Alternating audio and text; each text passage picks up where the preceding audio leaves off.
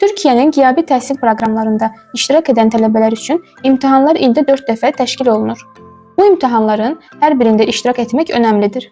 Bununla belə, ara imtahanlarda, yəni viza imtahanlarında iştirak etməyən tələbələr birbaşa final imtahanlarında iştirak edə bilərlər.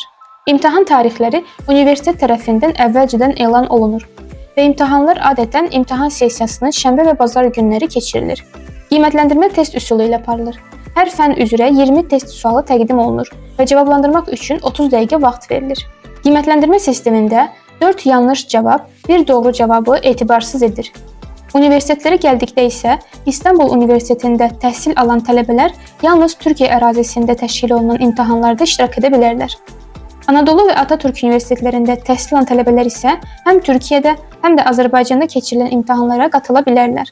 Bu xüsusilə Azərbaycanda imtahanlarını vermək istəyən tələbələr üçün ciddi bir üstünlükdür.